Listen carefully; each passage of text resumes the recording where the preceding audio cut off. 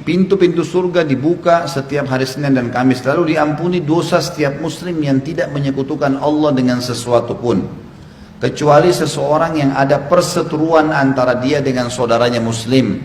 Tidak boleh dicatat masuk surga sampai mereka berdamai. Tangguhkanlah kedua orang ini sampai mereka berdamai. Asyhadu anna Muhammadar Rasulullah.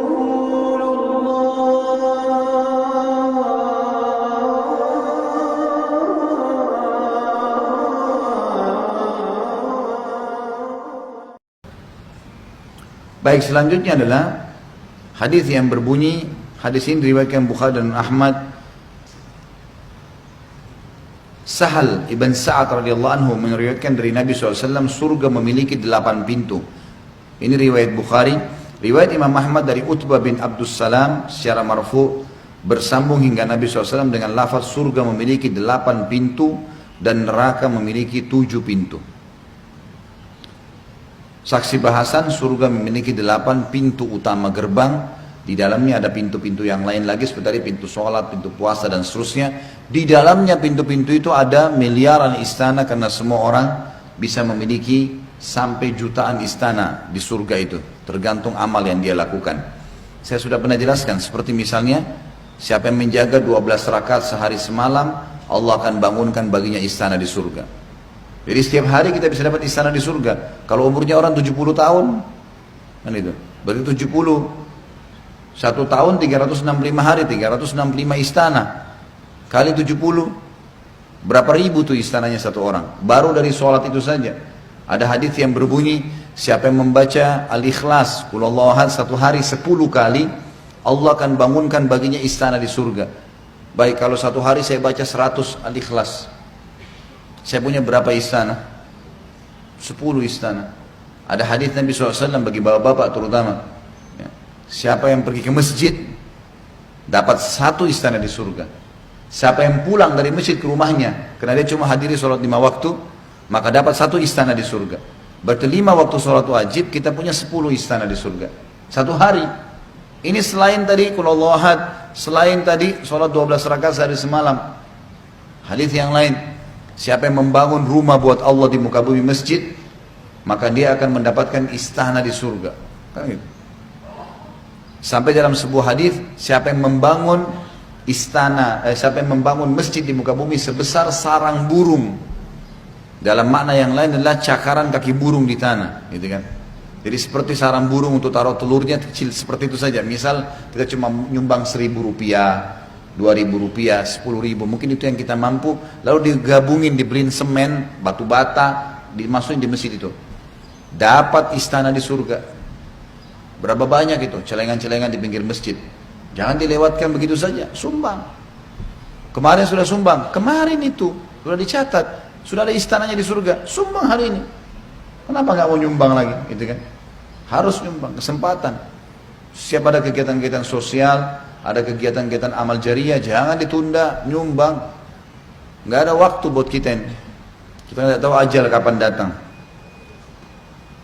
Jadi di sini dikatakan, ya, bahwasanya pintu surga memiliki 8 pintu gerbang dan juga memiliki neraka memiliki 7 buah pintu. Tuh teman-teman, insya Allah di surga tidak ada penyesalan ya. Tapi sayang kita masih di dunia. Kalau ada orang masuk di pintu gerbang pertama, di derajat pertama, udah luar biasa itu. Nanti akan kita jelaskan di sini ada penduduk surga yang paling rendah derajatnya. Bagaimana fasilitasnya? 10 kali lipat derajat terkait dunia. Nabi Sulaiman alaihissalam. Orang dapat itu sudah luar biasa sebenarnya. Tapi kenapa mumpung hidup nggak cari yang pintu ke-8 derajat yang paling tinggi surga Firdaus? Sementara Nabi SAW bilang kalau kalian mohon kepada Allah, mohon Firdaus, karena dia tertingginya surga. Amal kita memang mungkin tidak bisa maksimal membawa ke sana, tapi kita bercoba ikhtiar maksimalin. Mulai belajar sekarang, setiap ibadah nikmatin, kasih maksimal. Ada kesempatan sedekah maksimal. Ada 100.000 dengan 10.000, keluarin 100.000. Keluarin, yakin Allah akan bukain keran rezeki kalau itu. Dan kita akan tambah derajat kita di surga. Nggak ada waktu. Kalau kita nggak sedekah sekarang, lalu kapan kita sedekah? Mungkin kita meninggal besok. Oh besok aja, besok nanti meninggal. Jangan tunda amal-amal. Kemudian dikatakan di dalam hadis yang lain, diriwayatkan oleh Imam Muslim, tuftah, Abu Hurairah mengatakan Rasulullah SAW bersabda, tuftahu abwabul jannati yawmal itsnaini wa yawmal khamis, fayughfaru likulli abdin muslimin la yushriku billahi syai'a illa rajulan bainahu wa baina akhihi syahna, fayuqal anziru hadzaini hatta yastaliha, anziru hadzaini hatta yastaliha, anziru hadzaini hatta yastaliha. 3 kali Nabi SAW ulangi. Pintu-pintu surga dibuka setiap Senin dan Kamis. Dibuka maksudnya dibuka pendaftaran. Iya, siapa yang mau, Senin Kamis itu kesempatan. Makanya waktu Nabi SAW ditanya kenapa puasa Senin Kamis, jawabannya beliau, karena pada hari Senin dan Kamis amal-amal soleh diangkat ke langit. Maka saya pengen pada saat amal saya dilaporkan saya sedang puasa. Kenapa nggak puasa? Ini yang masih malas puasa Senin Kamis ini kenapa? Hah? Takut mati, takut lapar. Gak bakal mati kalau ajalnya belum datang. Kalau tunda-tunda, mumpung masih bisa, masih sehat, nanti deh Senin depan, baik Senin ini dicatat di buku amal kosong, nggak bisa diperbaiki. Godaan apapun harus sabar. Lapar, sabar sedikit, maghrib bisa makan kok, tapi pahalanya besar. Untuk kita bahas masalah neraka dulu, ada hadis Nabi riwayat Imam Muslim, man sama yauman fi sabilillah ba'adahu Allahu 'anil nari bihadzal shaum bihadzal yaum 70 kharifa. Siapa yang berpuasa 1 hari di sisi Allah, 1 hari puasa sunnah, apalagi kalau Ramadan puasa wajib, luar biasa. Allah akan jauhkan dia dari api neraka sejarah 70 tahun. Lalu kenapa nggak puasa? Puasa, sabar. Ada makanan nanti makan. Ya, nanti. Dan orang kalau lagi diundang ada arisan ibu-ibu, ada acara, datang tidak apa-apa. Gitu kan? Oh saya makan, oh maaf saya lagi puasa. Nanti takut riak, nggak usah riak. Tapi setannya, jangan lihat untuk dipuji. Maaf saya lagi puasa. Riak itu kalau tidak ditanya, maaf ya saya lagi puasa. Nah itu riak, nggak ada yang nanya, nggak ada penyebab apa-apa. Tiba-tiba langsung. Itu jelas mau dipuji. Tapi kalau kita ditanya, mau kemana? Mau sholat. Mau kemana? Mau ke majelis ilmu. Jadi berangkat haji, insya Allah jadi. Nggak ada riaknya. Kontrol saja kan gitu.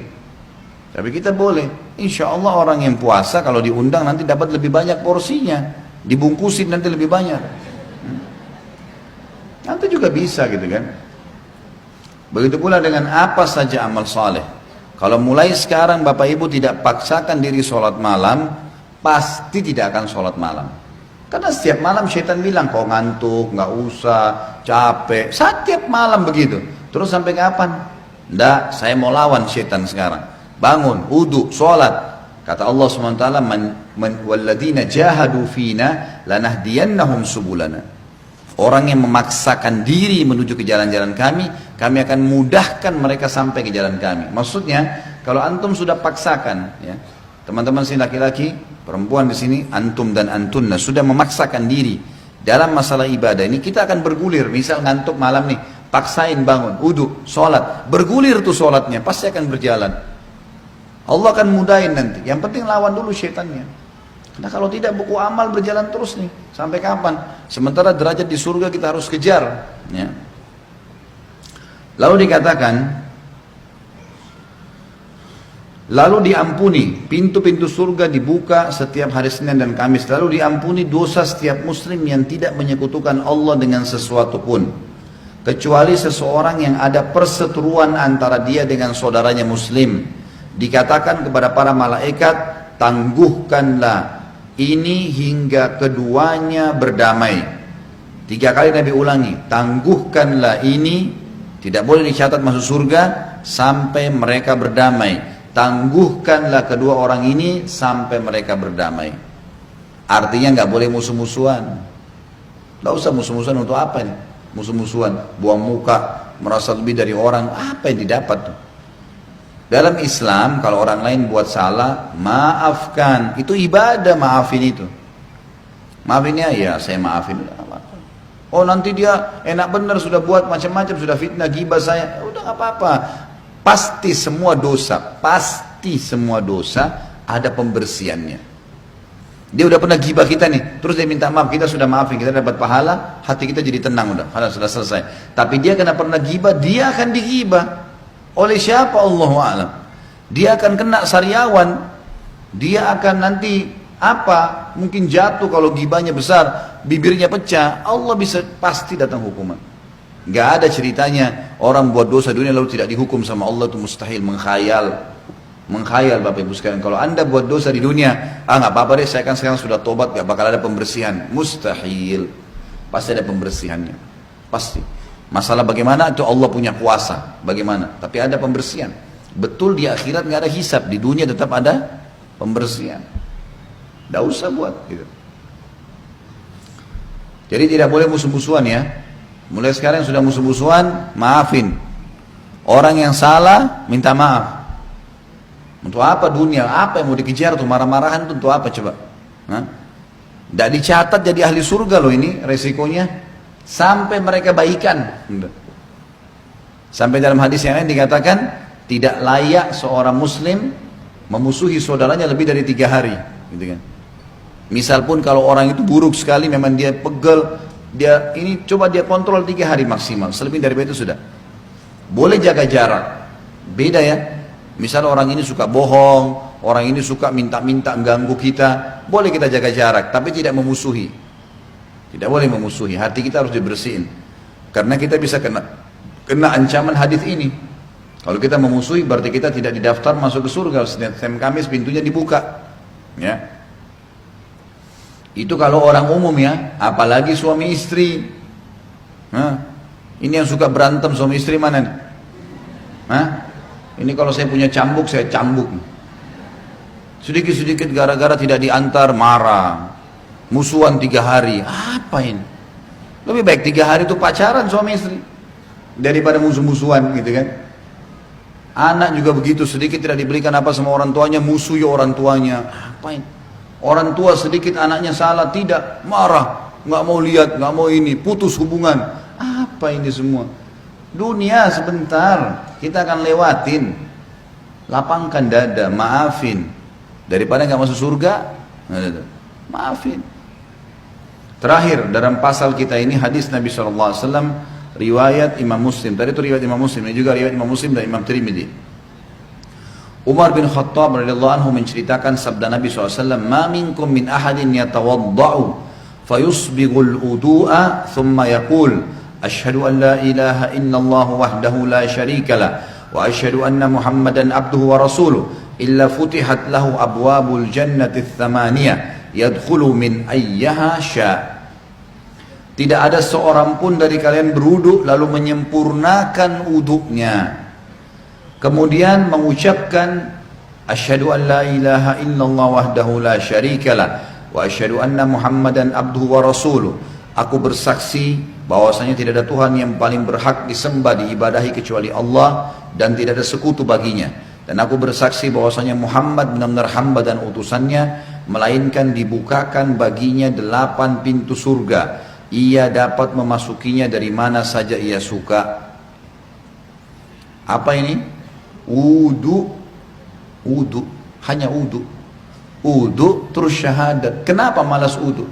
Ini yang masih malas wudu kalau mau tidur nih, siapa ini? Kenapa malas wudu mau tidur? Wudu, Nabi SAW suruh. Dalam sebuah hadis dikatakan, kalau seseorang hamba tidur dalam keadaan bersuci, wudu, maka Allah akan titipkan bersamanya malaikat di ranjangnya, yang setiap kali dia bergerak, malaikat itu mengatakan, ya Allah ampunilah dia. Balik kiri kanan lagi tidur, kita nggak sadar, malaikat minta, ya Allah ampuni, ya Allah rahmati. Dan Allah akan mudahkan dia kalau mau tidur, kalau tidur wudu itu, mau bangun sholat malam, Allah bangunin, mau bangun sholat subuh, Allah bangunin. Kenapa nggak mau wudu nih? Kenapa malas wudu? Wudu ini kalau disempurnakan, diikuti dengan syahadat saja habis itu, masuk dari 8 pintu surga yang mana dia mau. Berapa menit tuh wudu? Balasannya bisa pilih pintu surga. Ya Allah yang ke-8 deh saya mau masuk nanti di akhirat. Hanya wudu. Wudu itu bukan cuma untuk sholat. Makanya para sahabat selalu wudu, batal wudu. Selalu, nggak pernah berhenti. Harus wudu. Tapi makna hadis ini adalah pelajaran pertama, Bapak Ibu sekalian, siapa yang berwudu dan menyempurnakan wudunya, Penyempurnaan wudu adalah menjalankan seperti sunnah Nabi Sallallahu Alaihi Wasallam. Ingat, yang paling pertama niat dalam hati mau wudu karena Allah perintahkan. Yang kedua, harus minimal tempat yang paling standar, minimal ya. Seperti misal wudu itu pergelangan tangan yang diperintahkan. Ini pergelangan tangan. Ini batas minimal. Penyempurnaannya adalah menyentuh semua batas minimal. Kurang sedikit wudunya nggak sah, sholatnya nggak sah. Makanya ada makna hadis menyempurnakan wudu. Maksudnya adalah menyempurnakan tempat minimal. Dan kalau Bapak Ibu lebihkan jauh lebih baik. Sabda Nabi SAW, saya ingin sekali bertemu dengan saudara-saudara saya. Kata para sahabat, ya Rasulullah, kami saudara-saudara Anda. Kata Nabi SAW, bukan. Kalian sahabat-sahabatku, saudara-saudaraku yang datang nanti sepeninggalku, kita-kita ini semua. Lalu sahabat faham, mereka berkata, ya Rasulullah, bagaimana Anda bertemu dengan mereka? Bagaimana Anda bisa mengenal mereka nanti? Karena ketemunya di hari kiamat. Kita ketemu dengan Nabi SAW kapan? Di hari kebangkitan, mahsyar. Bagaimana Anda mengenal mereka sementara Anda tidak mungkin kenal mereka, tidak pernah ketemu, mereka juga tidak pernah ketemu dengan Anda. Kata Nabi SAW, sungguh dari tempat-tempat wudunya umatku akan keluar cahaya yang terang. Dan tidak ada itu pada umat yang lain. Makna juga daripada hadis ini kata ulama adalah wudu itu hanya ada pada umat Muhammad SAW. Makna hadis itu karena dikatakan akan keluar cahaya dari tempat-tempat wudunya umatku. Maksudnya kalau umat-umat lain juga ada wudunya, berarti keluar cahaya juga. Sudah dibedain. Kata Nabi SAW, keluar nanti dari tempat-tempat wudhu kita keluar cahaya semuanya. Dan bukankah seseorang yang memiliki kuda-kuda yang banyak bisa membedakan antara kuda-kuda itu bila ada kuda yang keempat kakinya berbulu warna putih, warna apapun badannya, tapi keempat tangannya, kakinya itu berwarna ada bulu putihnya. Riwayat lain dikatakan keempat kakinya dan bagian dahinya, rambut di bagian dahinya berwarna putih. Pasti bisa dibedakan, oh ini kuda lain karena warnanya kombinasi putih sama yang lainnya. Maka begitu pula saya akan membedakan umatku.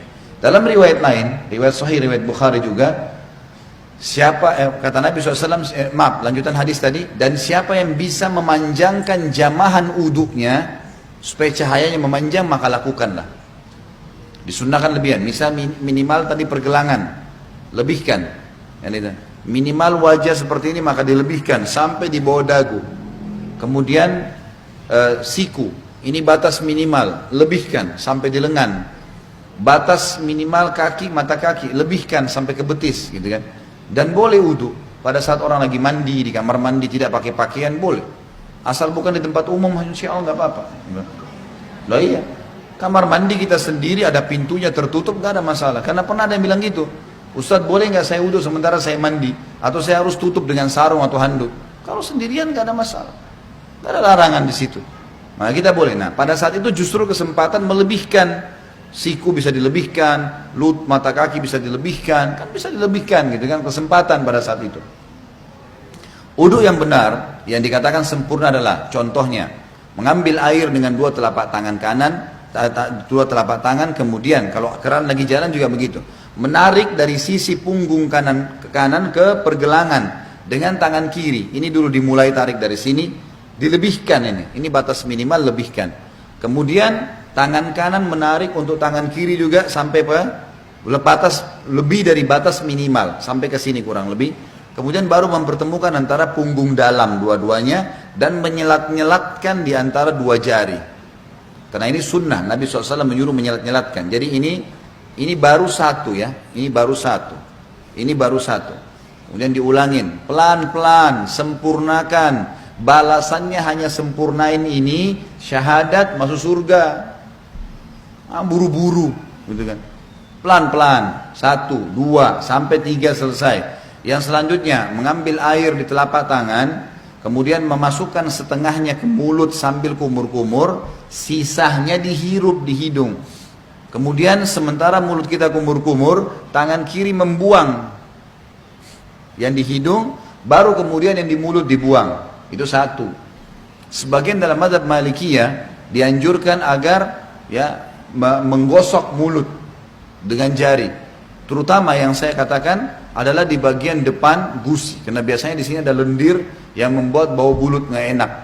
Kita kalau uduk sebentar misalnya lagi kumur-kumur, bapak ibu coba masukin di bagian depan ini sering ada lendir 4 sisi ini. Itu kalau dikeluarin bau mulutnya jadi hilang. Itu dianjurkan. Sebagian juga ulama mengatakan dianjurkan kumur-kumur maksimal, karena ada hadis yang lain berbunyi, tidak ada seorang umatku, tidak ada seseorang pun dari kalian berwuduk seperti wudukku ini, Nabi SAW praktikin, kecuali akan berjatuhan semua dosa-dosanya bersamaan dengan tetesan air terakhir.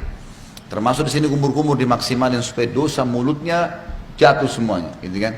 Kemudian wajah, ini tentu 3 kali diambil, dimasukkan di mulut sambil kumur-kumur, lalu sisanya dihirup, dibuang dengan tangan kiri. 1, 2, 3. Setelah itu mengambil air dengan 2 telapak tangan, kemudian dari awal tumbuhnya rambut sampai 2 jari di bawah dagu, dari awal kuping kanan dengan kuping kiri, dimasukkan di wajah, kemudian diputar. Ini 1, gitu kan? Kemudian 2, ini semuanya kena, dan seterusnya 3. Bagi teman-teman yang berjenggot tentu diselat-selatkan, sunnahnya begitu. Diselatkan jari di antara jenggotnya, sebagaimana mungkin kalau jenggot seperti saya mungkin dimasukkan begitu.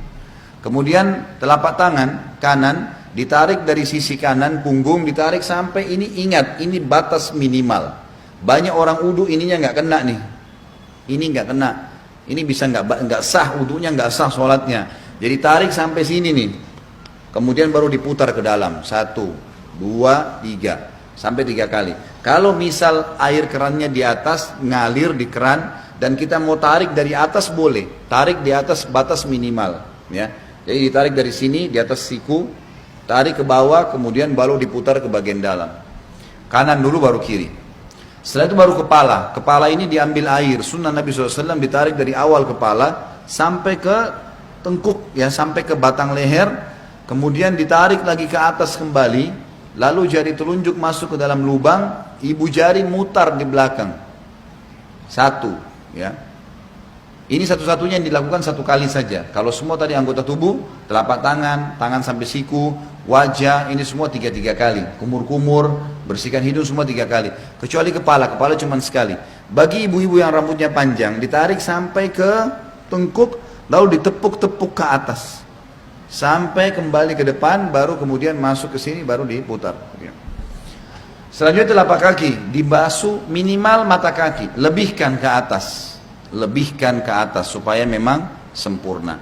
Setelah itu jangan pernah lupa ucapkan syahadat, asyhadu an la ilaha illallah wahdahu, ada tambah la syarikalah, tidak ada sekutu baginya, wa asyhadu anna muhammadan abduhu wa rasuluh. Itu saja dijamin, kata Nabi SAW, dibukakan baginya 8 pintu surga, ia boleh memasuki dari mana saja dia mau atau dia suka. Di dalam hadis yang lain disebutkan bahwasanya Nabi SAW bersabda, riwayat Imam Tirmidzi, siapa yang membaca setelah syahadat Allahumma ja'alni minat tawwabina, sebaiknya dia membaca setelah syahadat Allahumma ja'alni minat tawwabina waj'alni minal mutatahhirin. Ya Allah, jadikanlah saya selalu orang-orang yang bertaubat, dan jadikan saya orang-orang yang selalu bersuci, bersih. Allahu a'lam.